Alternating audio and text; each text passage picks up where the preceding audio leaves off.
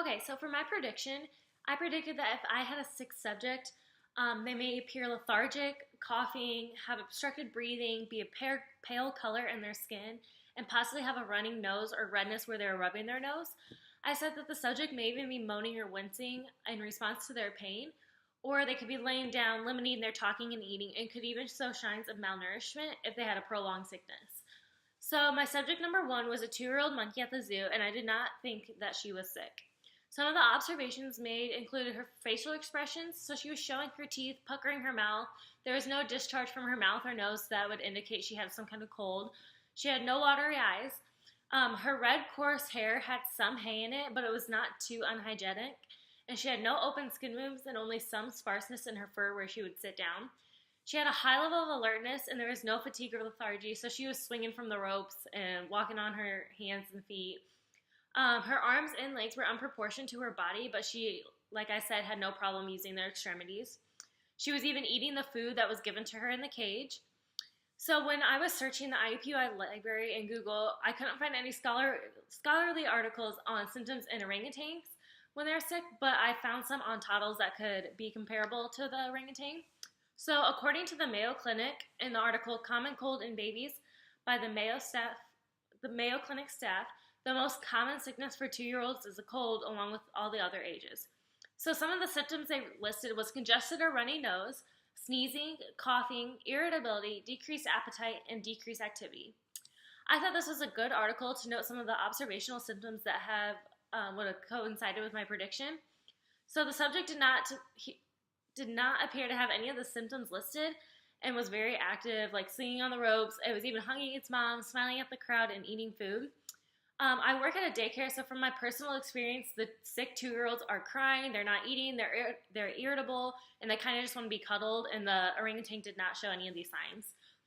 The subject appeared healthy by the observations and did not exhibit any of the symptoms listed, so therefore I believe that she was not sick. And then for my subject number two, it was about a male in his 30s that I observed at a family gathering over Labor Day weekend. Some of the observations made was that the subject had tan skin with moles on it. It had some body hair, thick, shiny head hair, a nice color to his lips. He kept touching his eyes, so I assume there might have been a slight irritation. Maybe it was like his contacts or allergies, but they didn't appear red, so I wasn't too concerned about it.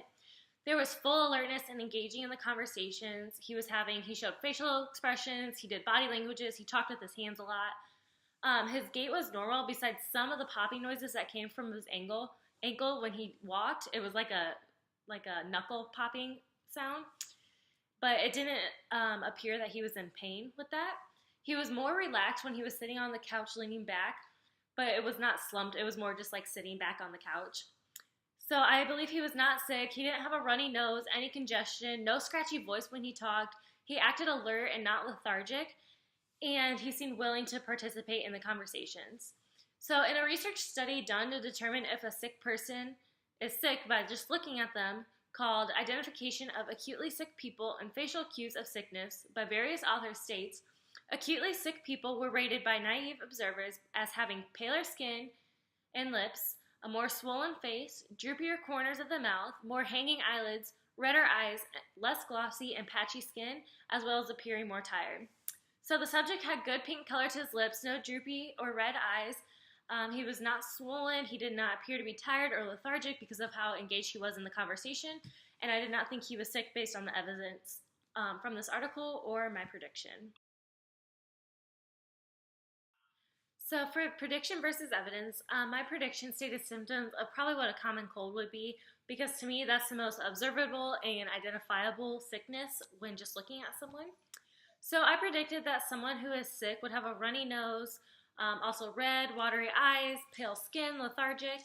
So in an article by St. Andrews University, Amanda McMillan, she did a research that was conducted to determine if people could tell if others were sick by just looking at their appearance. So she stated pale lips were the most identifiable feature in subjects who had received the bacterial infections. Pale skin, a swollen face, droopy corners of the mouth, hanging eyelids, and red eyes were also more likely in sick people versus the healthy ones. So what she's saying is that in the study she found that the observable symptoms that people had included all the ones that you could see on the face and the lips. So this evidence matches with my prediction as the other people in the study identified sick people the same way I did. What I was observing on the subjects were the signs. Wilson and Giddens in our textbook states that signs are objective data observed, felt, heard, or measured. Examples of signs include rash, enlarged lymph nodes, or swelling of extremity. I thought this tied together the prediction and the evidence because I was observing the signs of the subject displayed, and they even used a rash as an example, but you could go further to see that the eyes were red, the nose was runny, and all those symptoms of a common cold. So at the end of this assignment, I was asked to reflect on some questions. The first question is, what have you learned about the significance of the inspection process in the context of a nursing health assessment? And so I said I've learned that it's important to pay attention to the small details that I would not have picked up before I was in nursing school. It made me think more critically about what I'm observing and how one little unexpected finding can be a small glimpse of what actually is wrong, and that I would have to further investigate it. I also learned about what to expect when doing a health assessment as well.